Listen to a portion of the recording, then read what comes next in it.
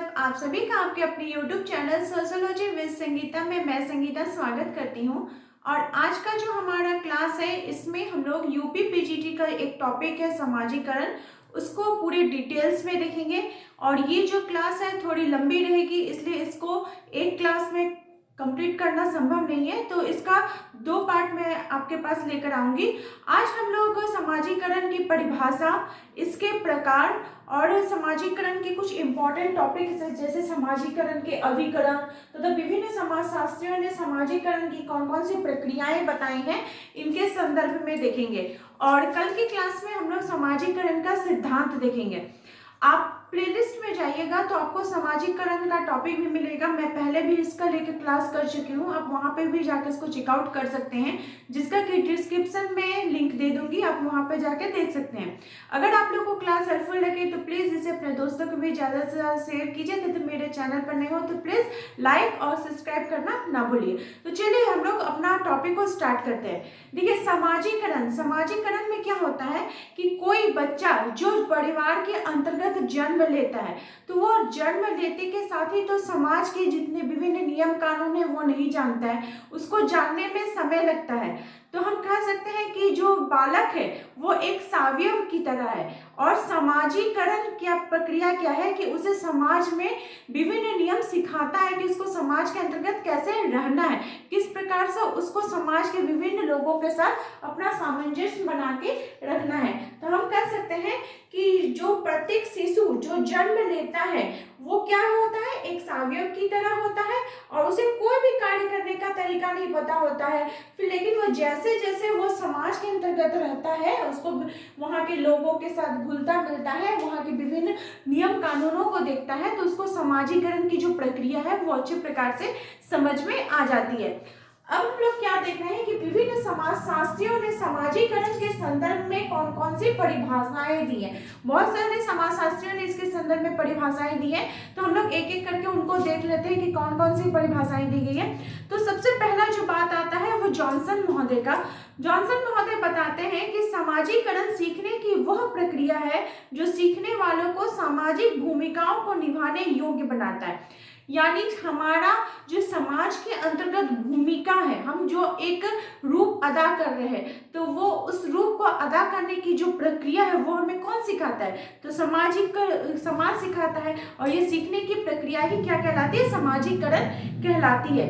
लेकिन देखिए, जॉनसन महोदय की जो परिभाषा है इस पे हम कह सकते हैं स्पष्ट तौर पर कि वह सभी प्रकार के चीजों को समाजीकरण की प्रक्रिया नहीं मानते हैं। आर्डवर्ड महोदय बताते हैं कि समाजीकरण क्या है, एक प्रक्रिया जिसमें व्यक्ति समूह के आदर्शों और नियमों के अनुसार व्यवहार करना सीखता है। कुछ समाज के आदर्श होते हैं, कुछ नियम होते हैं, उसके अनुसार जो वो अपना व्यवहार करता है वो प्रक्रिया ही समाजीकरण की प्रक्रिया है। ये किनके द्वारा बोला गया है, तो आर्डवर्ड महोदय जी के द्वारा बोला गया है। दुर्खाइम महोदय बताते हैं कि बच्चों को नैतिक शिक्षा देना ही क्या है, समाजीकरण है। हम जब बच्चे को कोई नैतिक शिक्षा, कोई मॉडल, हम लोग उसको अगर एडुकेशन देते हैं तो वो मॉडल एडुकेशन ही क्या कहलाता है, समाजीकरण कहलाता है। लेस्ली वाइट जी ने समाजीकरण क्या बताया है कि व्यक्ति का विकास होता है, समाजीकरण से ही व्यक्ति का विकास होता है। विकास की बात कौन करते हैं, तो लेस्ली वाइट जी करते हैं। ग्रीन महोदय बताते हैं कि समाजीकरण वह प्रक्रिया है जिसके द्वारा बच्चा सांस्कृतिक विशेषताओं, आत्मन और व्यक्तित्व को प्राप्त करता है। जो सांस्कृतिक उसके अंतर्गत, समाज के अंतर्गत विशेषताएं हैं वो कहाँ से प्राप्त करता है व्यक्ति, तो वो बालक वो समाज के अंतर्गत ही प्राप्त करता है। तो इस प्रकार से विभिन्न समाजशास्त्रियों ने समय समय पर इसकी परिभाषाएं दी है, जिसको कि आप लोग उनका कीवर्ड के रूप में उसको याद रख सकते हैं। अब हम लोग देखते हैं समाजीकरण की प्रक्रियाएं कौन कौन सी हैं। तो विभिन्न समाजशास्त्रियों ने इसकी विभिन्न प्रक्रियाओं के बारे में बात की है। जैसे जॉनसन महोदय ने 4 प्रकार के समाजीकरण की प्रक्रियाएं बताई हैं। पहला उन्होंने बात की है मौखिक अवस्था, सेकंड शैशव अवस्था, थर्ड ईडियस या तादात्म्यकरण, फोर्थ किशोरावस्था और फिफ्थ युवावस्था। 5 प्रकार के, जॉनसन महोदय ने कितने प्रकार की बात की है, तो वे 5 प्रकार के समाजीकरण की व्यवस्था की बात करते हैं। और जैसे और भी समाजशास्त्री हैं, जैसे फ्राइड महोदय ने 7 प्रकार की बात की है।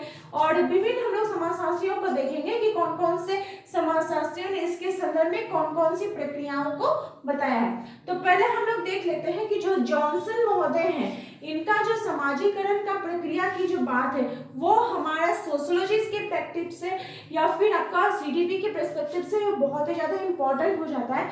तो सबसे पहला उन्होंने बात की है मौखिक अवस्था। तो देखिए मौखिक अवस्था कितने साल से हो जाएगा, जन्म से लेकर 1.5 वर्ष तक का जो बच्चा होता है वो मौखिक रूप से अपनी जब आवश्यकताओं की पूर्ति करता है तो उसको क्या कहलाता है, मौखिक अवस्था कहलाता है। इसमें वो दूसरों के ऊपर निर्भर रहता है, जैसे माँ के साथ उसका घनिष्ठ रूप से संबंध होता है। वो अपनी भूख प्यास की बात किससे करता है, रो के करता है। रो के जब अपना वो भूख प्यास उसको जिस चीज की जरूरत है वो बताएगा तो वो क्या कहलाएगा, मौखिक अवस्था के अंतर्गत। सेकेंड है शैशव अवस्था, जिसे शौच अवस्था भी बोला जाता है। इसमें जब 1.5 वर्ष के बाद जो बालक है वो 4 वर्ष 3 से 4 वर्ष तक इसको पकड़ सकते हैं कि इसमें क्या करता है बच्चा जो है, उससे ये अपेक्षा की जाती है कि उसका जो अपना कुछ काम है वो उसको कर सकेगा, जैसे शौच में जाना, शौच के बाद अपना जो काम है उसको कंप्लीट करना। तो इससे बच्चे को उसको सिखाया जाता है कि कैसे साफ किया जाता है। तो ये सब चीजें क्या होती है, शैशव अवस्था के में ही कहलाता है। इसमें अपना जो बच्चा अपना खुद का काम है वो संभालने लगता है। थर्ड है ईडियस या तादात्म्यकरण। ईडियस या तादात्म्यकरण जो अवस्था है ये 4 से लेकर आपका 12-13 साल तक, ये आपका 0 से लेकर 1-1.5 साल तक, और ये आपका 1.5 साल से लेकर आपका चलेगा ये 4 साल तक, और ये 4 साल से लेकर 12 से 13 वर्ष तक ये चलता है ईडियस या तादात्म्यकरण की अवस्था। इसमें क्या होता है कि इसमें लिंग भेद करना, शारीरिक विशेषताओं से संबंध उसके व्यवहार करना बच्चा सीखता है कि उसको ये पता चल जाता है कि लिंग भेद कैसे करना चाहिए, या फिर दूसरे के ऊपर उसका अट्रैक्शन उसमें आता है। किशोरावस्था जो है यह 13 वर्ष से लेकर 18 वर्ष तक की अवस्था को बोला जाता है किशोरावस्था।